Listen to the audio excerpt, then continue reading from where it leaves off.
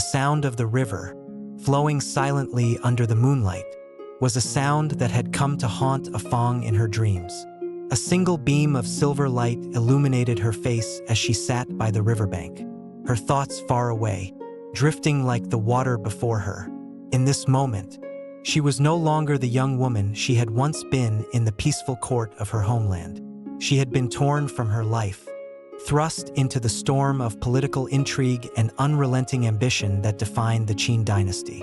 And now, with the empire stretched far and wide under the rule of Qin Shi Huang, the weight of the world rested heavily on her shoulders. She had been brought into the emperor's life through the machinations of a man she had never truly trusted, Li Si, an advisor whose cunning was only matched by his ambition. Li Si had known what she had not, that to be a woman in this world was to be both a weapon and a pawn. A Fong had come to the Qin court not by choice, but by the twisted will of those who sought power. Yet, despite her position as the mother of the emperor's heir, the future of the dynasty, she remained a shadow drifting, watching, waiting. The story of A Fong was not one of love or of triumph. It was a story of sacrifice, of survival, and of the fragile web of power that could crumble in an instant. The future of an empire hinged on the decisions of those who played their part in the courts of the mighty, empires that rose and fell not on the strength of armies alone but on the frailty of the hearts of men and women. The moon hung like a cold, distant witness in the sky, casting its pale light over the river that flowed silently beneath her. A Fong had always found solace in the quiet of night, yet tonight there was no peace. The world outside seemed to be still, but within her, a storm raged. She could not escape it. There was no sanctuary, no retreat to the comfort of her childhood home in Zhao, no return to the world she had once known. She had crossed the threshold into a realm where ambition and power held dominion over every aspect of life, and even the smallest misstep could lead to ruin. It had been years since she had first entered the court of Qin. The dazzling, chaotic world of political intrigue had swallowed her whole. She had been young, naive, unaware of the enormity of the forces at play. Now, her life was shaped by the decisions of men who sought to control the very future of the empire. Yet, among them, one stood out, one man who had guided her steps into this new world. His name was Li Si, the brilliant strategist whose loyalty to the king seemed unwavering, but whose ambitions ran deeper than the emperor could ever know. Li Si had found her in Zhao, where her beauty had caught the eye of more than one powerful figure. But it was her potential, her status as a pawn in the complex game of power, that had drawn his interest. A Fong had not come to the Qin court by choice. She had been thrust into it, manipulated by those who saw her as little more than a tool to further their own goals. Her beauty had been the key to her entry into the court of Xiang, the young king of Qin, who would one day become the Emperor Shi Huang, the unifier of China. When A Fong had first met Xiang, she had been struck by his presence. He was a king in his prime, a ruler whose ambition seemed boundless. He spoke of the unification of China, of building an empire that would endure for centuries. His eyes burned with the fire of a man determined to carve his name into the annals of history. Yet, as A Fong gazed at him, she could not help but wonder, did he truly understand the cost of such ambition? The court of Qin was a dangerous place. The politics were ruthless, and even the slightest miscalculation could lead to an untimely death. For A Fong, the stakes were even higher. She was not merely a concubine or a servant to the king's whims. She had been chosen to be the mother of his heir. She had been placed in the position of bearing the future of the empire itself. The power that came with this role was undeniable, but so too was the danger. The future of the Qin Dynasty, indeed, the future of China, would rest in her hands, and that was a burden that she could not easily shake. It was in the shadow of this weight that her relationship with the emperor deepened. In the beginning, she had been little more than a beautiful face to him, a woman to keep his bed warm. But as time passed, she had seen glimpses of something more in him, something raw and real. She saw the burden of leadership that weighed on his shoulders, the loneliness that came with ruling an empire. Yet, At the same time, she could not ignore the ruthless, calculating side of him, the part that would stop at nothing to achieve his goals. A Fong had become more than just a concubine. She had become a tool in a larger game, one in which she was both a participant and a bystander. Li Si, ever the puppet master, had been the one to orchestrate her rise in the court. He had known that the path to consolidating power for the Qin Dynasty would not lie solely in military conquest or the enforcement of harsh laws. It would lie in the strategic placement of individuals within the royal family itself. A Fong, with her beauty and charm, had been the perfect candidate, but A Fong was no fool. She understood the game she was playing, even if she didn't fully understand the rules. Li Si had promised her that she would have power, that her son would inherit the throne, but she knew that power in the Qin court was a fleeting thing, could be taken away in the blink of an eye, and those who sought to hold on to it often paid the highest price. She had also begun to realize the full extent of Li Si's ambitions. He was not content to serve as a mere advisor. He sought more. He wanted to shape the empire, to be the man behind the throne. It was he who had plotted the unification of China, who had manipulated the king's decisions to ensure that Qin's power grew ever stronger. But he had also seen the potential in A Fong. He knew that by securing her position as the emperor's official consort, he would have a hand in the shaping of the dynasty's future. A Fong had long since stopped trusting Li Si, but she had little choice but to tolerate him. He was too powerful, too important to her son's future. Yet, in the quiet moments when she was alone, she could not escape the feeling that she was being watched, that the walls of the court were closing in around her. It was not only Li Si who shaped A Fong's life in the court, there was also the emperor himself. Though she had once been little more than a means to an end for him, their relationship had grown more complicated as the years passed. She had borne him a son, Fusu, and it was this son who would one day inherit the throne. But the emperor's affections were fickle, and his loyalty to his family was always secondary to his ambition. A Fong knew that she had no guarantee of safety, that her son's future could be threatened at any moment by a king whose desires could shift with the wind. Her life had become a delicate balancing act. She could not afford to show weakness or vulnerability. She had to remain composed, calculating, even as she feared for the future. There were those in the court who envied her position, who would see her fall from grace if given the opportunity. She had learned that, in the world of the Qin court, trust was a luxury that no one could afford. As the years passed, the tensions between A Fong, Li Si, and the emperor grew. A Fong found herself torn between her loyalty to her son, her desire to protect him from the dangers of court life, and her growing resentment of the man who had brought her here. Li Si's influence over the emperor had only grown stronger, and with it, the power he wielded in the court. He was no longer just an advisor. He was the shadow that loomed over the emperor's every decision. It was this web of intrigue and ambition that would eventually shape the fate of the Qin dynasty. The stakes were higher than ever, and as A Fong looked into the future, she could not help but wonder, would her son rise to power, or would he fall victim to the very forces that had brought her to this place? A Fong's life in the Qin court had never been easy, but it was in these early years of her son's infancy that the greatest tensions began to unfold. The unification of China, which Emperor Qin Shi Huang had long dreamed of, was now in progress.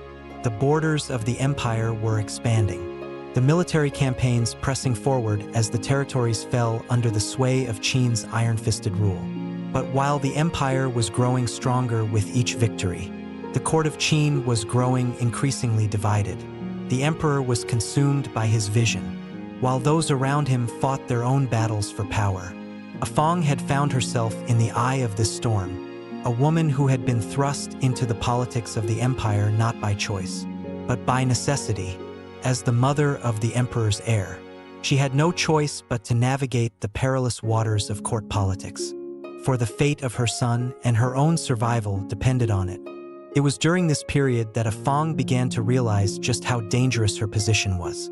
She had once believed that her relationship with the emperor was a simple one. She was his consort, the mother of his child, and in that role, she would enjoy the privileges of the court. But over time, she saw how fragile this power could be. One wrong move, one misstep, and her son could be cast aside, as easily as a leaf swept by the wind. She had seen it happen to others, women who had once been favored consorts, who had borne children for the emperor, only to find themselves discarded as soon as they ceased to be useful. The court was a place where loyalty was fleeting, and betrayal was a constant. The man who had orchestrated her rise in the court, Li Si, had also begun to show his true nature.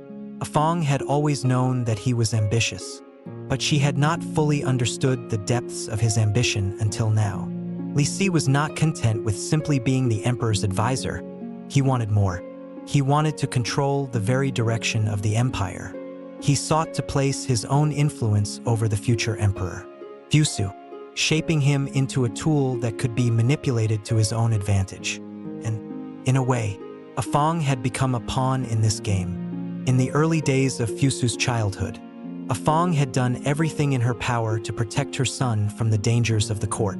She had surrounded him with loyal servants and trusted advisors, all the while keeping an eye on those who might seek to harm him. Yet, even as she watched over him with fierce devotion, she knew that her son's safety was never guaranteed.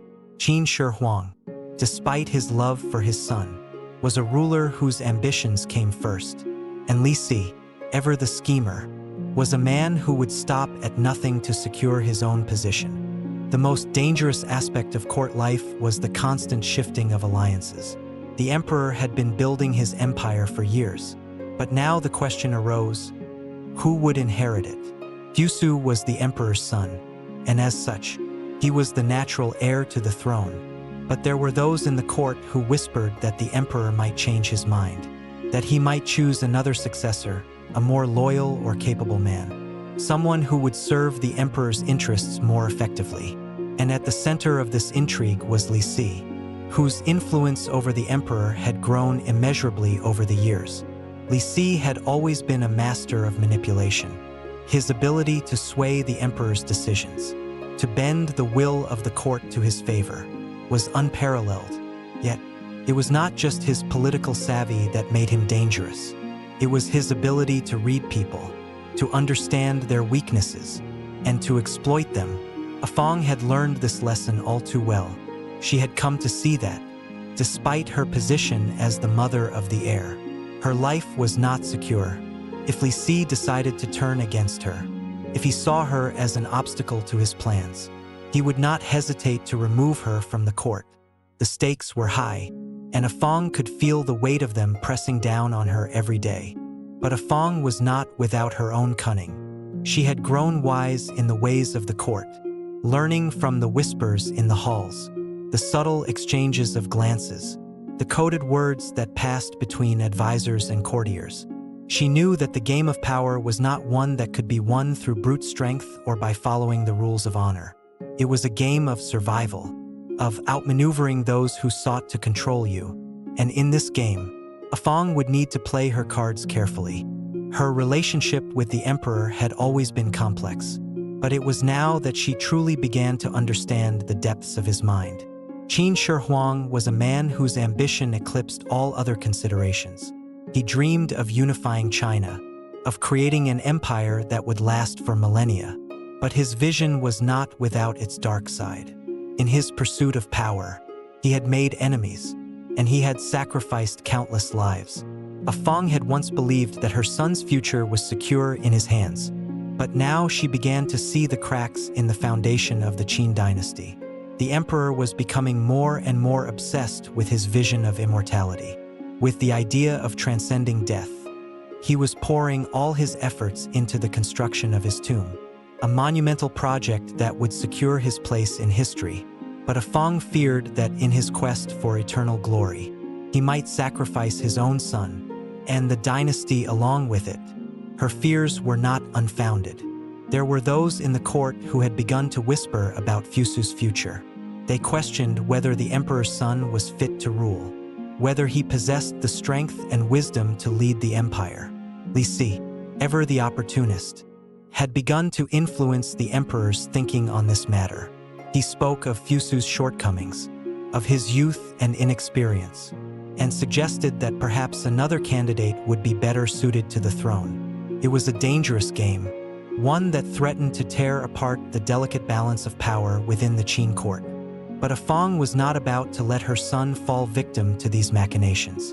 She had learned the art of survival, and she was not about to let Li Si or anyone else take away her son's future. She began to play her own game, working behind the scenes to secure allies who would support Fusu's claim to the throne. She reached out to those who were loyal to the emperor, to those who still believed in the unification of China. She knew that her son's future depended on the strength of these alliances. As the months passed, the tension in the court grew. A Fong's fears deepened as the emperor's health began to decline. The stories of his obsession with immortality became more frequent, and the whispers of rebellion within the court grew louder. The stage was set for a final showdown, one that would determine the fate of the Qin Dynasty and the legacy of Emperor Qin Shi Huang. But even as she worked tirelessly to protect her son's future, A Fong could not shake the feeling that the game was slipping out of her control. She had underestimated the lengths to which Li Si would go to secure his own power. His ambition knew no bounds, and as the emperor's health faltered, Li Si began to position himself as the true ruler of the empire. A Fong knew that the time was coming when she would have to make a choice, whether to remain loyal to her son or to protect herself from the forces that sought to tear everything apart. And so, as the emperor's health deteriorated, the final act in this deadly game began to unfold. As the emperor's obsession with immortality grew, so too did the complexity of the court's internal politics. A Fong, now deeply entangled in the web of power struggles, watched with growing trepidation as Qin Shi Huang's paranoia spread like a shadow over the kingdom. The ruler who had once seemed indomitable, whose ambition had known no bounds, was now a man consumed by fear of death, of betrayal, and of his own legacy. The emperor's relentless pursuit of the elixir of life had not only led him to build one of the most extravagant and elaborate tombs ever conceived, but it had also led him down a dark path. His fixation on immortality began to take a toll on the empire, draining its resources, taxing the people, and destabilizing the court. What had once been a united front under the iron rule of Qin Shi Huang now began to show signs of fracturing, as his mind grew increasingly consumed by fantastical dreams of eternal life.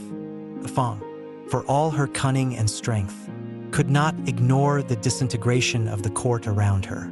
As the mother of the heir, Fusu, she had to navigate a delicate path, one where her loyalty to her son was in direct conflict with her understanding of the emperor's deteriorating state of mind. She had seen the changes in him, his increasing erratic behavior, the way his obsession with immortality led him to make irrational decisions, and the growing influence of his most trusted advisor, Li Si. The more the emperor withdrew into his pursuit of the impossible, the more Li Si seemed to take control, slowly but surely positioning himself as the true power behind the throne. It was this power shift that would eventually lead to A Fong's greatest challenge yet. For, while the emperor's health continued to deteriorate, the factions within the court began to shift as well. Those who had once supported Fusu's future now questioned whether he was truly fit to rule. His education had been haphazard, and his position was increasingly undermined by the whispers of Li Si's influence. The emperor's inner circle, particularly his trusted advisors, had begun to look at Fusu with growing distrust. The young heir, though well-meaning, lacked the ruthlessness required to rule in a time of such upheaval. Li Si, ever the master of manipulation, had slowly but surely chipped away at Fusu's standing, suggesting that the heir's inexperience and soft nature would make him a weak ruler in the face of Qin Shi Huang's grand designs.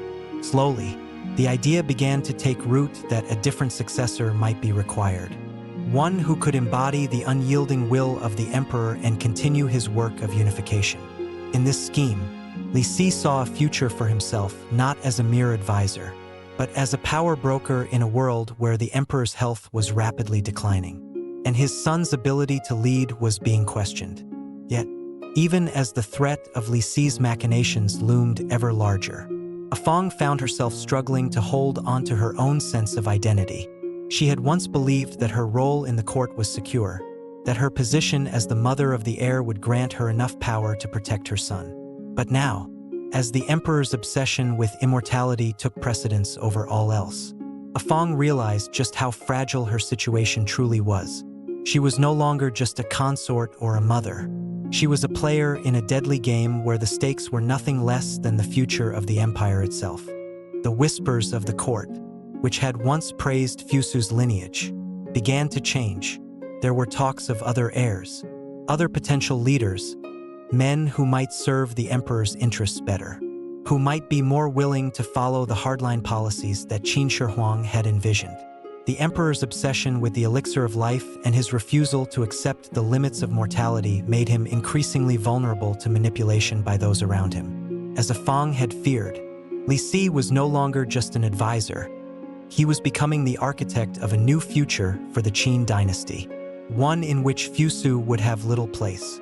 Li Si's growing influence over the emperor was not just a political maneuver. It was personal.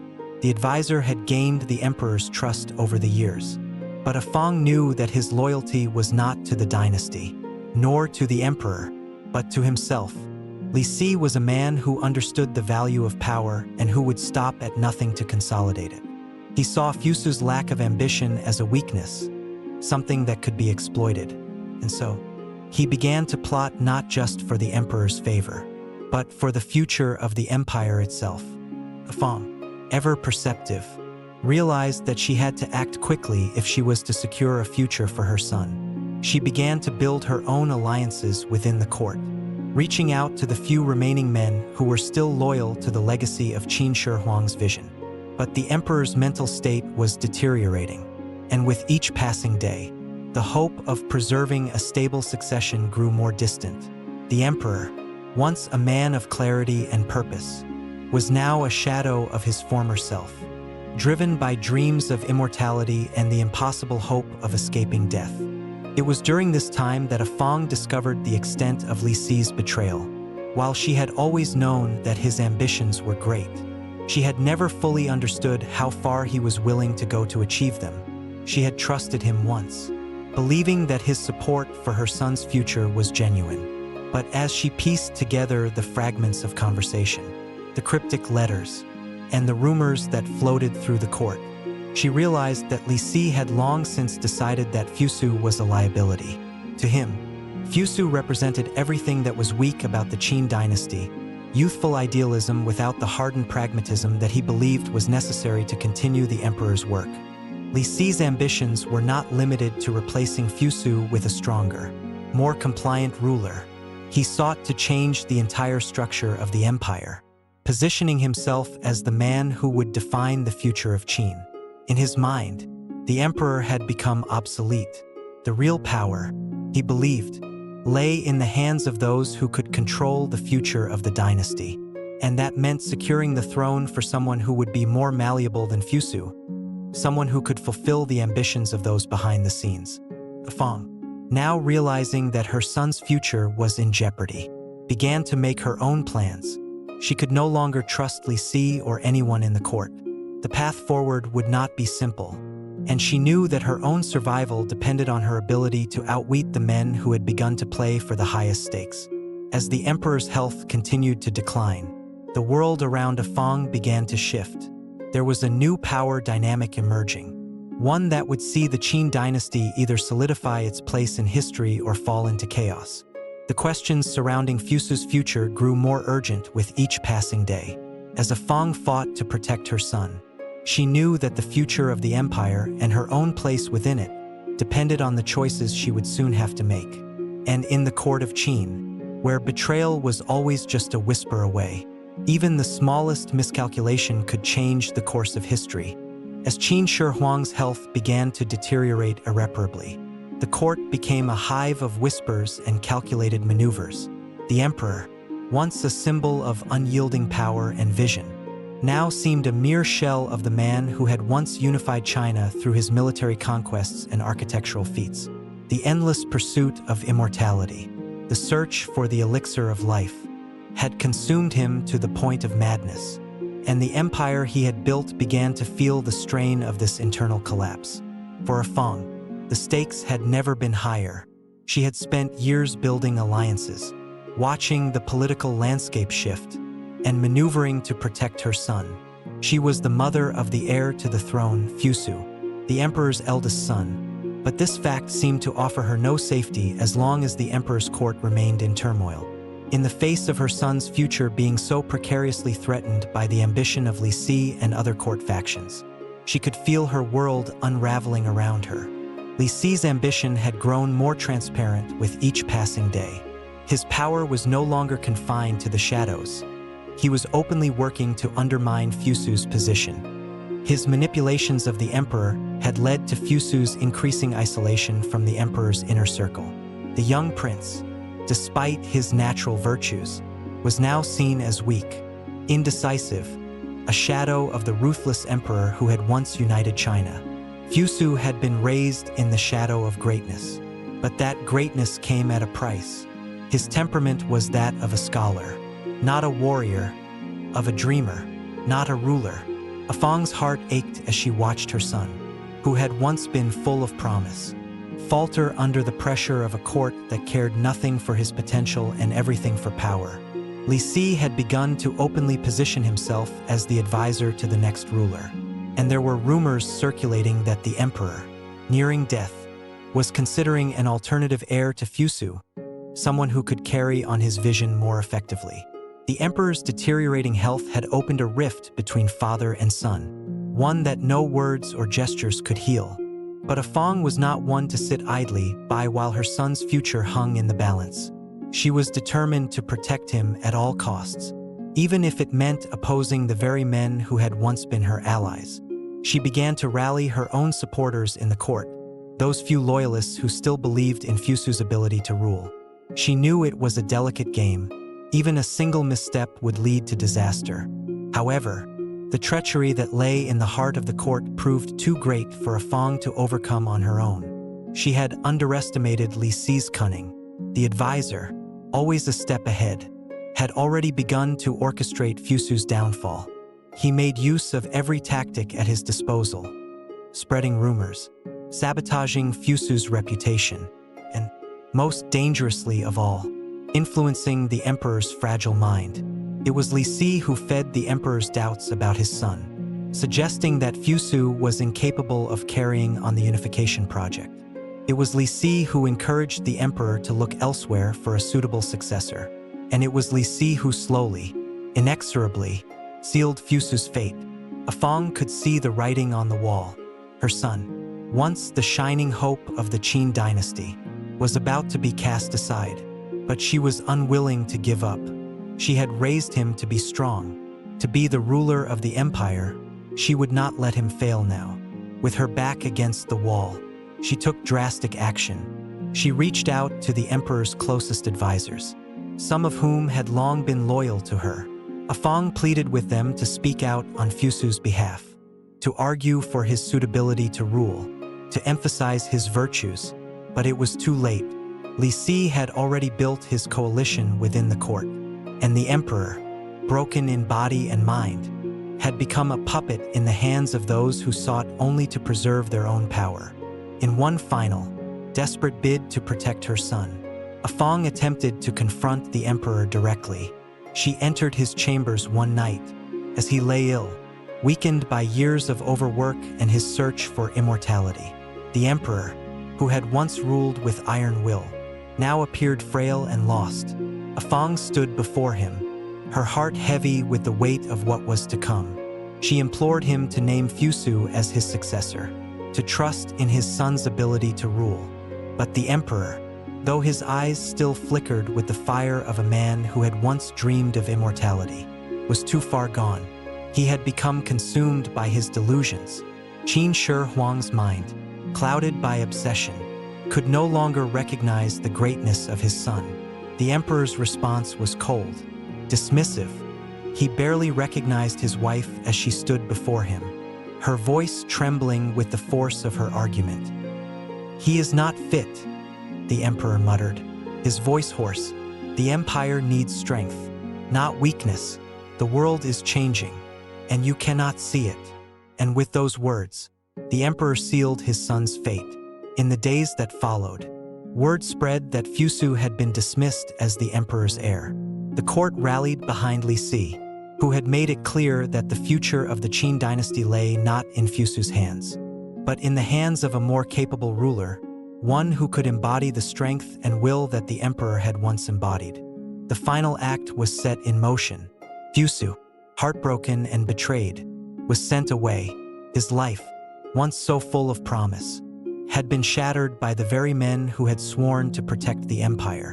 In the end, it was not Fusu who would ascend to the throne, but someone else, someone who would fulfill Li Si's vision of an unyielding empire. As the emperor's final days drew near, A Fong knew that her time in the court was at an end. She had failed to protect her son, and the empire that had been built with such blood and sacrifice was on the brink of collapse.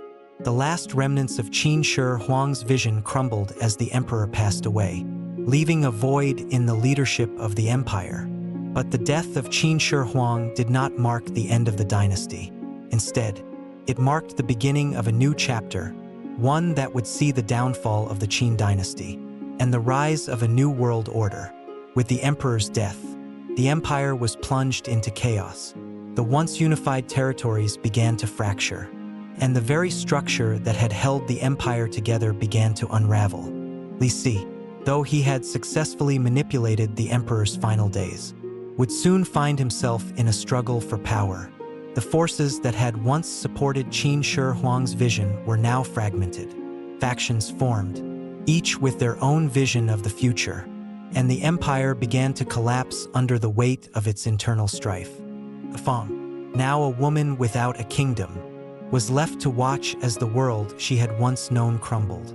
Her son, Fusu, was exiled, and the dynasty that had promised so much now seemed on the verge of oblivion. But even as she stood on the precipice of defeat, A Fong knew that the struggle for survival was far from over. The story of the Qin dynasty was not finished yet. It was simply beginning a new, darker chapter. The final betrayal had been committed, but the question remained: who would inherit the legacy of Qin Shi Huang? Would the empire rise again, or would it fall to dust, scattered to the winds? The days following the death of Qin Shi Huang were like the slow collapse of a great mountain. The emperor, whose iron will had once been the unifying force of the empire, was now gone, leaving behind a fractured nation on the brink of civil war. As the emperor's final breath faded into silence, so too did the stability of the Qin dynasty. What had once been a vast and unified empire was now a volatile and fragile collection of warring factions, each vying for control over the fractured territories. For A Fong, the loss of her husband, the emperor, marked not only the end of an era but the loss of everything she had fought for. She had spent years maneuvering within the court, protecting her son, Fusu, from the growing threat of Li Si's ambition.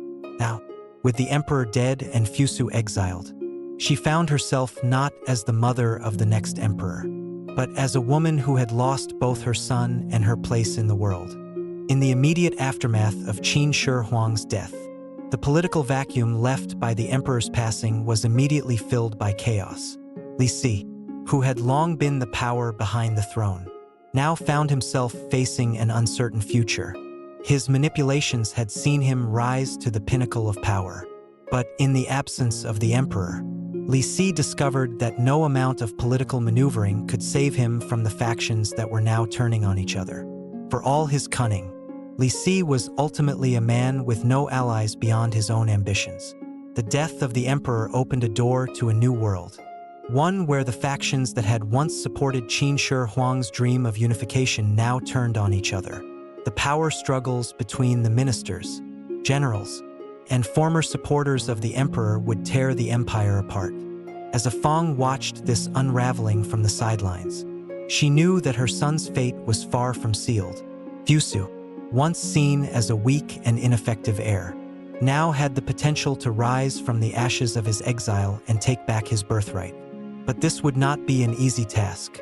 The Qin Dynasty had crumbled, and the empire was fractured into competing warlords, each with their own claim to the throne. With Li Si's influence in decline and the imperial court now in turmoil, A Fong knew that the time had come to act. She could not afford to wait for a miracle. The only way to restore her son to the throne was through power, raw, unyielding power. She began to rally the few remaining supporters she had in the court, quietly gathering the loyalists who still believed in Fusu's potential. It was a dangerous game she played, one that could cost her everything. But A Fong knew that the future of the Qin Empire depended on her success. But there were others who sought to take advantage of the emperor's death. The most powerful of these was Xiang, a general who had served under Qin Shi Huang but whose ambitions now knew no bounds. Xiang had long coveted power, and with the emperor's death, he saw his opportunity. He quickly gathered an army of loyal soldiers and declared himself the ruler of the western regions of the empire. His power grew by the day as he swept through the countryside, consolidating his control over key territories. Meanwhile, in the east, another warlord, Liu Bang, emerged as a major contender for the throne. Liu Bang was a man of humble origins, but his tactical brilliance and ability to unite disparate forces made him a formidable opponent. He, too, sought to seize the opportunity presented by the emperor's death and the collapse of the Qin Dynasty. Liu Bang, though not a direct threat to Fusu at this point, represented the first signs of the new world that would soon replace the old. As A Fong began to navigate the dangerous political landscape, she realized that Fusu's return to power would not be easy. It would require more than just a few loyalists and a hope that the empire could somehow be salvaged. It would require military might, alliances with powerful generals, and a vision that transcended the fractured remnants of the Qin Dynasty. A Fong knew that she could no longer rely on the crumbling empire's institutions. Instead, she would have to build a new foundation from the ashes of the old. Her son, Fusu, though heartbroken and betrayed, began to find the strength to rise above the failures of his past. His exile had hardened him, sharpening his resolve. He was no longer the weak, indecisive prince he had once been. He understood now that if he were to reclaim the throne, he would have to fight for it. A Fong's guidance, along with the loyalists she had gathered, helped to prepare him for this struggle. Yet, they were mere soldiers in a battle much larger than they could ever imagine. The true test would come not in the corridors of power but on the battlefields where the fate of the empire would be decided. As Fusu gathered his forces and prepared for war, A Fong worked tirelessly behind the scenes, securing alliances with powerful generals and warlords who still saw value in restoring the Qin lineage to the throne.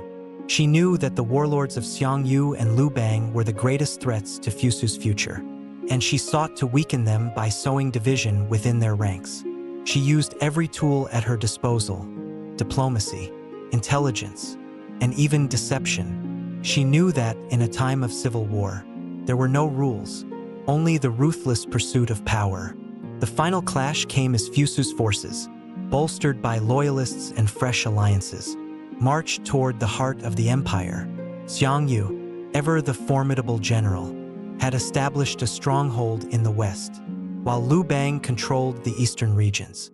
The stage was set for a war that would determine the future of the Qin legacy. A Fong's heart raced as she watched her son march into battle. This was the moment they had been working toward for years. It was a moment of reckoning, not only for Fusu but for the entire empire. The armies clashed on the fields of China, and the battle for the throne was fierce and unforgiving. Fusu, once the hesitant prince, now led his forces with the cold determination of a man who had lost everything and had nothing left to lose. But despite his newfound strength, Fusu was not invincible. The battle raged on for days, and the cost of war became clear. Lives were lost in droves, and the once great empire that his father had built seemed to crumble further with each passing hour. The forces of Xiang and Liu Bang fought ferociously, unwilling to let the Qin dynasty reclaim its dominance. In the end, the war ended not with a clear victor but with a deepening of the chaos that had overtaken the empire. Fusu, despite his efforts, was unable to seize the throne. The power of Xiang Yu and Liu Bang proved insurmountable, and the Qin Dynasty, for all its might and ambition, was lost to history. A Fong, now a woman who had lost everything, her husband, her son's birthright, and the empire she had once helped to build, watched as the world she had known crumbled before her eyes. Yet, even in the face of utter defeat, she understood something that few others did. The Qin Dynasty, for all its grandeur and promise, was never meant to last. It had been built on ambition and conquest, but it had been undermined by its own contradictions. The unification of China under one emperor had been a dream, but it had failed to account for the deep currents of unrest that ran through the heart of the empire. In the end, the Qin Dynasty fell, but the story of China was far from over. The rise of the Han Dynasty, led by Liu Bang, would bring an era of peace and stability that would last for centuries. But for A Fong, the story was not about what had been built, it was about what had been lost. She had fought for her son, for her family, for the legacy of Qin Shi Huang, but in the end, all she had was the memory of what could have been.